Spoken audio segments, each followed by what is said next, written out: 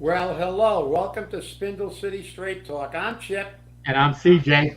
and it is Wednesday in the Riv, and we have one of our contributors with us again. And before we begin, did we ever confirm the shots fired on Brayton Avenue Yes, it was at the homeless camp, at the homeless? and they supposedly had a perpetrator at the Cumberland Farms on Brighton Avenue and what is that, Stone Street or whatever, Stevens, probably. Stephen Street. Yes, and they had two cruisers over there, and they were going through the bathrooms and the cars and everything else to see if they could find a gun. I have not heard whether they found a gun or not, but there was a shooting at the homeless camp. Again, well, remember, there's no crime. Paulie Pockets loves to tell stories. There's no crime. There's no anything, and it's everything is beautiful in Coogan Land. And with that, we're going to bring in, I guess, Nelson, because we're going to talk about the firefighters contract, one of my wheelhouse things, and think we have a few memes that are moving around the airwaves today. What do we have? What do we have? Mm, Very damaging. the smile on my face when I use the same baseless excuses that lost in court for my illegal quote confidential unquote letter to screw over the fire department. Oh yeah, and look at that face. Look at that. I don't do things like that. Come on, he's gonna squeal because you said that. Oh, Paul, stop it! Stop squealing! Ah, it looks like he's getting ready to have. It looks like he's constipated. He's trying to squeeze one out. I don't know, signing that thing. But and what's the other? We have a second one. That's aha.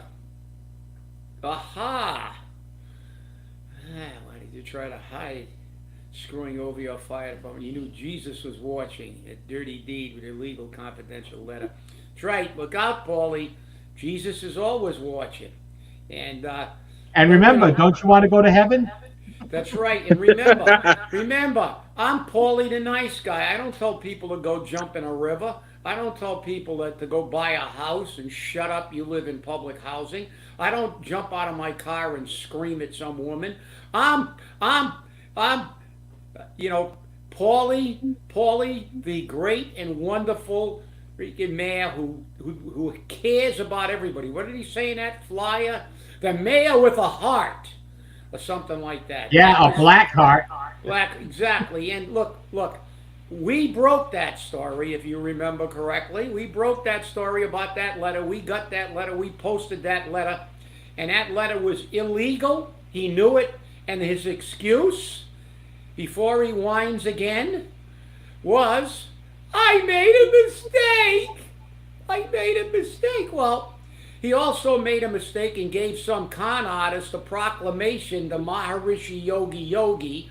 He made a whole bunch of mistakes. But that's his con. He's had 2 terms as mayor. He doesn't know that it was illegal. You got a law department. You're not going to tell me you wrote that letter, Paul. You're incapable of writing a letter that's that coherent. I'm sorry. That you had somebody write that letter for you. And you have an entire law department, plus you hire outside attorneys to negotiate your collective bargaining.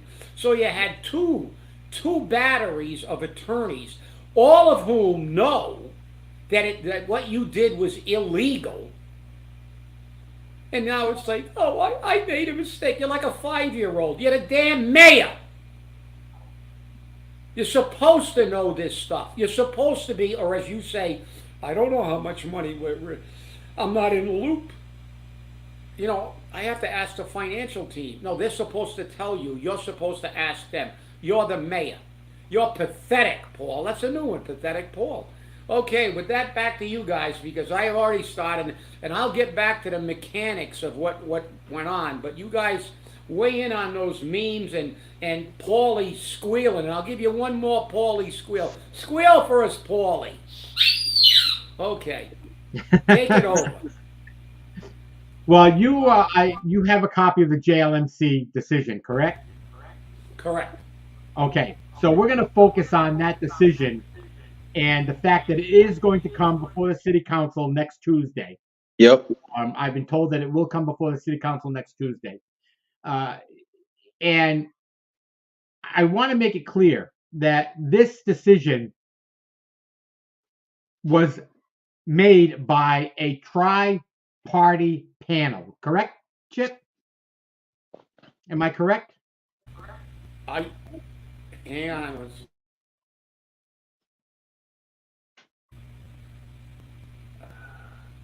Well, it's there's three. There are three. It's a pretty complicated issue. With people don't understand the complexity of the process, and this is the problem. You got a guy like this that has not 1 ounce of integrity in his body, and there's a process that cities and towns and unions go through for firefighters and police. And that process means first you have to bargain for a couple of years and come to an impasse. Then you have to have the JLMC determine it is in fact an impasse. They send down a mediator. And then you sit with a mediator to try to get the bargaining back on track.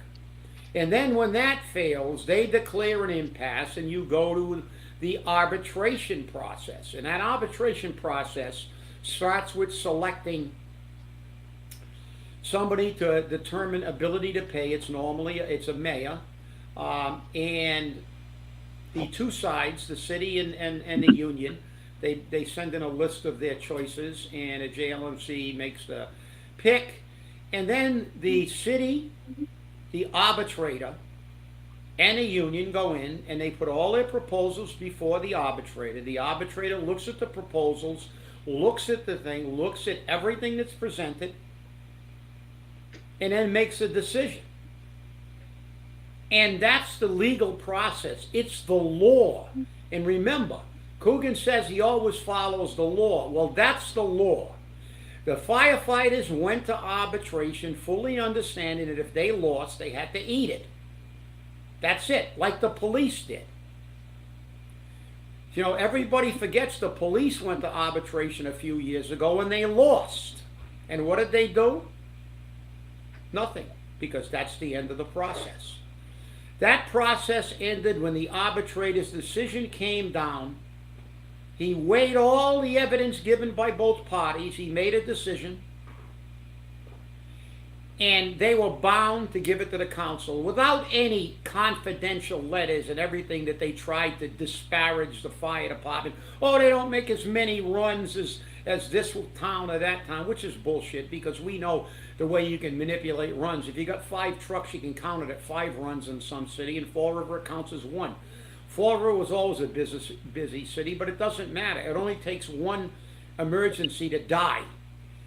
And he disparaged and demeaned the fire department, men who put their lives on the line every day.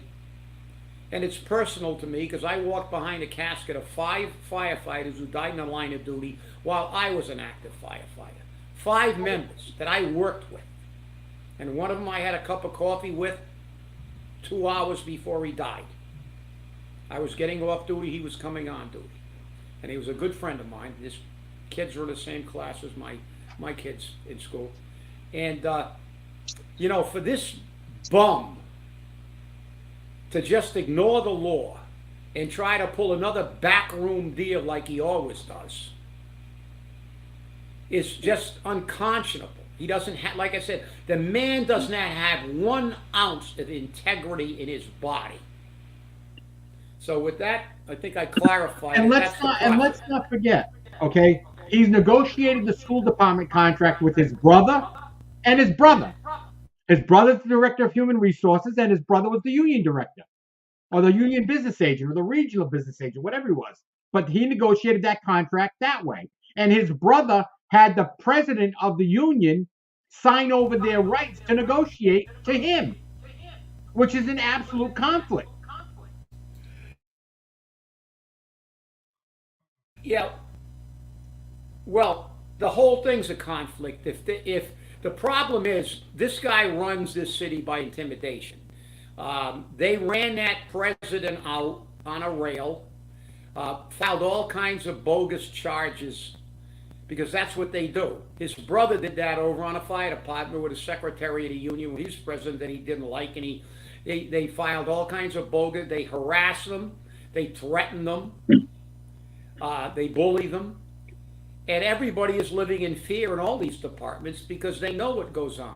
And we're going to go on later on and talk about something that happened in the school department that people were threatened not to talk about. But you're right, CJ. You can't have that. But nobody would file an unfair labor practice because, frankly, they're scared shitless to do it. Because they might lose their job, they'll be harassed, they'll charge them with kidnapping. They were going to charge somebody with kidnapping. They had one of their cronies say, "They locked me in a closet and they wouldn't let me out. They kidnapped me." And they were going to file kidnapping charges. They didn't file anything about Malone. They didn't file any charges with Malone. They didn't file anything about the head of security.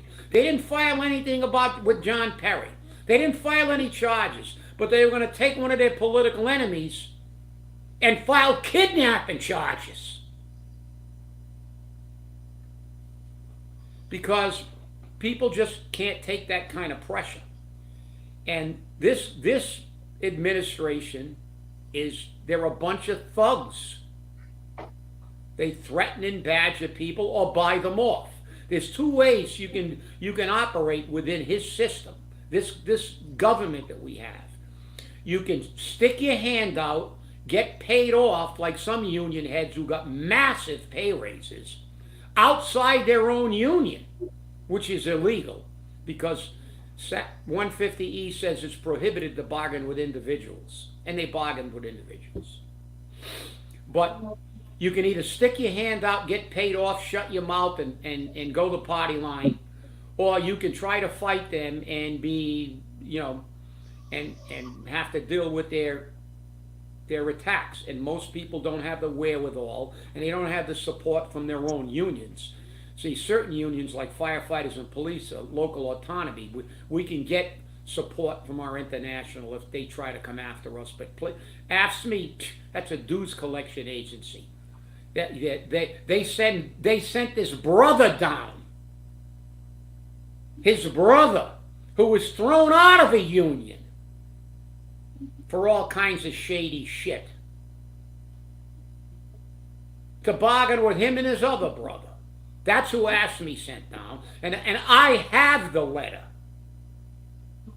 I have a copy of the letter that was handwritten that told the local to waive their right to bargain and let him go into a room by himself and bargain with his family. I have a copy of that letter. And that is an unfair labor practice up to kazoo, but everybody's afraid to do what they got to do. Screwed over the fire department. These men, every day that they go to work, they put their life on the line. They may not come back. And for him to do that, disparage and demean them, shows he has not an ounce of integrity or character. And with that, you can take it over. He knew what he was doing, and for him to play it off at the last minute like that, it's it really makes you scratch your head. And most likely in his letter, the same reasons he used in that letter, most likely they presented before the arbitrator, and they still lost. So this just shows again the true lack of respect for the fire department. But they've been without a contract for a long time. I think it was 2021 in the summer. This has been going on. Correct. We know what the hell's been going on since that time. A lot of money and pay raises have gone out. A lot. Millions of dollars. When we were so flush with cash. Remember that term? We don't hear that term anymore. It's our firefighters have been negotiating since that time while he's been giving out pay raise after pay raise after pay raise. And the priorities, he didn't have them. To pull something like that on a sneak, thinking no one's gonna find out, it's it's just another new low. Because he tries to take credit for a lot of things. He tried to take credit for the stabilization account when he was inherited a strong one, uh, thanks to the previous administration, and also to the fire department. Let's take credit for that when that was already bolstered. One of the fastest turnarounds ever. You know, we didn't hear anything like this from the previous administration. Nothing. He had the Jazel had their back. This guy, behind the scenes, wanted to cut their knees, and he got caught. And now everything's coming out. The thing with the Bank Street Armory, the deed restrictions, and now the Historical Commission has came out with their recommendation that they don't want that to be sold. And the illegal dumping. So everything's coming to a head. And when this award gets presented to the city council, it's very simple. And Chip, you said it. The decision by an arbitrator is binding. They want it. And but this will go down in history as another new low. So here's my recommendation. What Paul should do with that letter is this. Now that it's made public, you take that letter, you replace your mayoral picture out in the 6th floor of the mayoral's hall. Replace your picture with that letter so that it can always show the citizens of what you tried to do to our firefighters behind the scenes. And then, like I said the last time, and then after you replace that picture, you can take it and you can choke on it and choke on your own words for the duration of your abysmal administration. That's what you can do with that letter. So again, those memes, whoever made those memes, shout out to you, because it really is heartbreaking to see something like that when our firefighters and other fire departments were putting out that fire on Brightman Street. I mean, maybe that didn't ring a bell as to what they go through. But congratulations to the fire department. They won. And then before I hand off to you guys, I think the article did say that they're going to be back at the negotiating table again. So, but again, congratulations to them. They deserve it. Well, the interesting thing about all of this is that he didn't want to give them a reasonable pay raise based upon the pay raises given out to EMS and the police department. Okay, he wanted to give them like 1.5% or 2%, 2%. That'd be 6% total. The fire department was requesting, I guess, a little more than 4%, and that's okay. They deserved it. I mean, what did the police department get? 6? 6, 6, and 6? I don't know. I know they got a lot. But the arbitrator gave him 4, 4, and 4, and I think that's great. I personally, I think that's great. I think it could have been better, but that's great. And now the mayor's going to scream, "I'm poor. I don't have the money." That's a problem right there. You know why you don't have the money, Paul? Because you pissed away $88 million like a drunken sailor. $88 million. I want to say that again.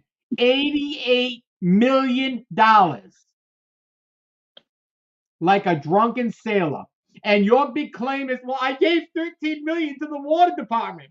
Yeah, to replace sidewalks and water lines, but you wanted to make sure that only the water lines were being replaced in areas where sidewalks need to be replaced.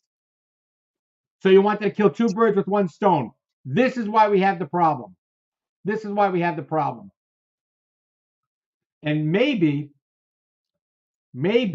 you'll wake up one day. Maybe one day you'll wake up one day, and hopefully it won't be too late for the city. But I think it's already too late for the city. I think the city's already going to pay when you're out of here. Because you know what? You're going to, at the end of this term, if you decide you're not running again, which you've said you're not going to, you wanted a third term so you can complete what you started. Yeah, complete what you started. Bankrupting the city of Fall River. Bankrupting the people of Fall River. You are so shady, you won't even let the assessor's office put on the bill the debt exclusion amount. The people have a right to know that. The people had a right to the letter that you sent out as a confidential. In public office, in public government agencies, there is no confidential. There are certain areas of the law which say these items are confidential, certain exceptions. This letter did not make any of the exceptions. None of them. And that's the problem. You don't think about those things. And obviously, as you said, I made a mistake. Well, you know what? Big mistake. Big mistake. Me personally, and I understand because I've spoken to Chip about this, I would have already filed unfair labor practices against you. I would have done all of that. Meanwhile, it would have put a hold on the contract and everything else. But, you know, the union had to make a decision on what they wanted to do, and I believe they did what's best for them. I'm not going to say what's best for them. I don't know what is best for them. I'm not part of the union, so I don't know what's going on. So, with that, I turn it back over. You know, Well, let me. I Yep. see. Someone actually paraphrased Ronald Reagan because they said that he spends money like a drunken sailor, but drunken sailors earn their own money. But that's actually, yeah, Ronald Reagan said that a very long time ago. He said, you know, the government spends money like a drunken sailor, but the only difference between the government and the drunken sailor is the drunken sailor pays his bills with his own money, not other people's monies. And it's right. But listen, the firefighters also got an additional 3% over the 4-4 and 4. And I had a discussion with that with someone from the financial team who was trying to, you know, they try to mischaracterize everything. You know, they lie, just flat out lie. Number one, the letter was illegal.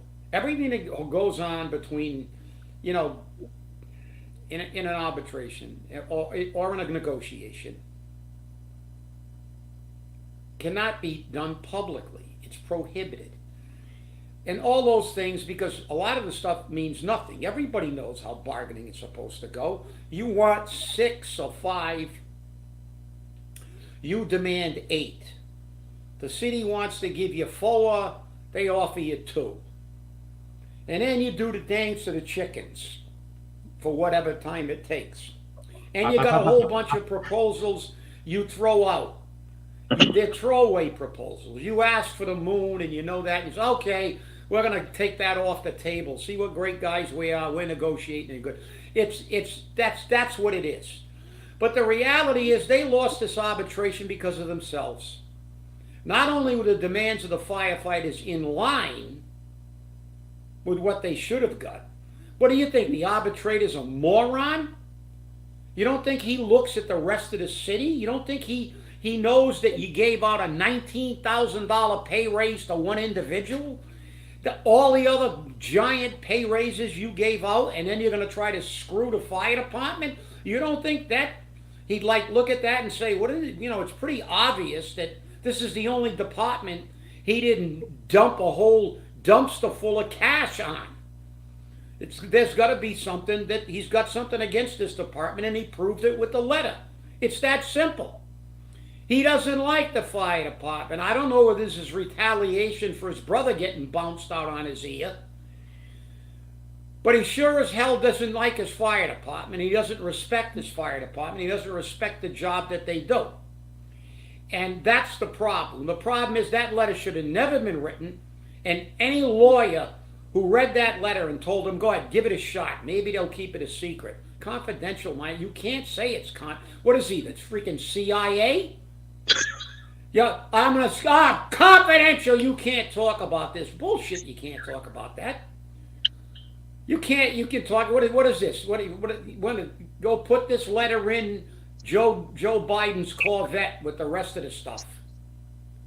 Because what you did was just a typical sneaky backroom maneuver to try to screw these people out of their contracts. And the council, I would hope, votes unanimously to give them what they deserve, what they earned, what they bargained for.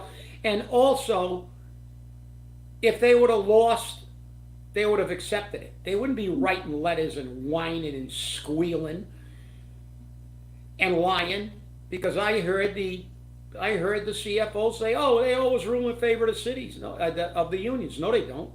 Police lost in Fall River. I won twice. Police lost. Firefighters won again. But when I was negotiating our JLMC case, the New Bedford firefighters were in the JLMC, and they lost their arbitration. They actually lost benefits and got a pay cut. So they're going to try to lie their asses off like they always do. This is a law. It's the way you resolve a dispute, because firefighters and police and teachers are prohibited from striking. You can't strike. You can't shut down the fire department and go walk a picket line and let people die. So they have these mechanisms to settle contracts. Other unions can say, okay, we're going to walk out. We're going to shut you down. You can't shut down public safety and education. That's why they're prohibited from striking, although some teachers' unions have struck. But that's a reality. But this sheeny thing we got for a mayor, all I ever do is cover up. Well, like quickly, I want to touch on this, and you guys can hit it. I got a tip from someone that sent me something, and I'm going to read it to you. Parents, if your child goes to the Letourneau School and had been sick with respiratory, it's because the school is filled with mold. And I know someone who works there and says the air quality is horrible, and the teachers are getting told that their jobs are on the line if they mention it. The principal doesn't want the parents finding out. Just a heads up. And then somebody else sent me a little thing that proved the point. Because here's a letter that says what they've done recently, because obviously, does the school committee know about this? Were the parents informed of this until it reached critical mass again? Another cover-up by our school department. This is supposedly what they've done, and I'm reading this. We have removed all the scatter rugs in the classroom and replaced them with new ones. The ceiling diffusers have been thoroughly cleaned, and the ductwork is being remediated. You know what remediated means? It means there's a freaking problem. Okay? The return ducts, the wall, are being removed and thoroughly cleaned, and the ducts are being remediated. Any attached carpeting has been extracted, and blah, blah, blah, blah, blah. Apparently, the place was a mold farm. And our children were being sent there, and the teachers were told to shut up. Unbelievable. So you're going to, this is what this guy does. This is where he comes from. The hermit kingdom, the school department, that's been covering up shit forever. Forever. Malone didn't get prosecuted. Nobody gets prosecuted in the school department. This is bullshit. They put children's health at risk. Crazy. Until somebody finally blew the whistle. Unbelievable. All right, guys, you can take it over with that one. I think I kind of just opened a can of worms. You know, there's a whole other show waiting to happen. you know, that is something, that's a bombshell. And I want to say real quick before I hand it off to you, CJ, is that you said that he didn't have a heart. He didn't want to tell people about the debt exclusion. Well, look, he is aiming and purposely trying to make the people pay more for Durfee in the budget with $1.6 million more.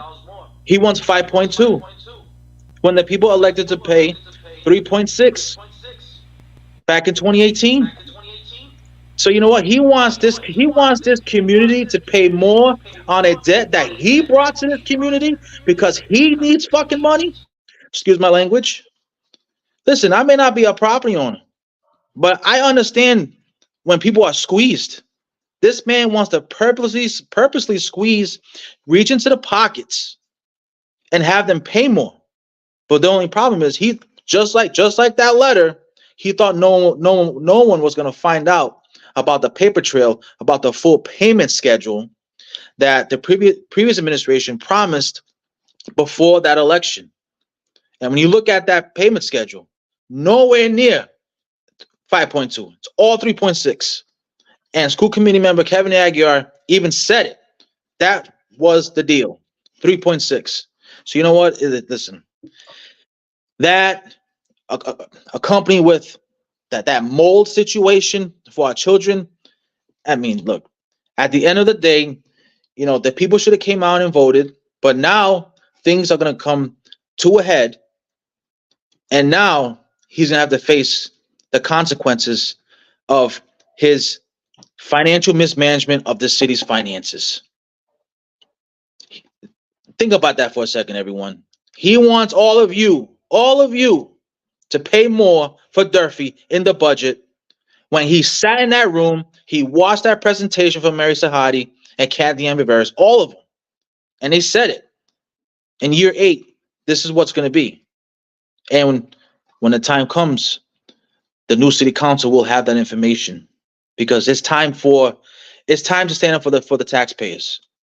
They should not. That's not what they agreed to do. 3.6. That line item is not a piggy bank for him to do whatever he wants. So you know what? I'm looking forward to how this all unfolds. And also I'm looking forward to seeing what happens with this fire contract because they earned it. And like I said, Coogan, you should have left when you had the chance. You promised 2 years, 2 terms. You wanted 3. But everything comes in threes. And now you are going to have to suffer from your actions. You're going to be held accountable for your actions. And when you decide to go, and this city is in a worse financial situation, we all know who to blame. So look, like Macaulay Culkin said, if I don't come back onto the show, Paul, Merry Christmas, you filthy animal. And remember, Flanagan, 3 terms, gone. Jazel, 3 terms, jail. Paul, 3rd term. What's going to happen to you? I don't know, but it's going to be interesting to wait and see. I want to thank you all for watching, and remember, stay safe, stay angry, and hold your politicians accountable. And remember, we're watching you. Have a great day.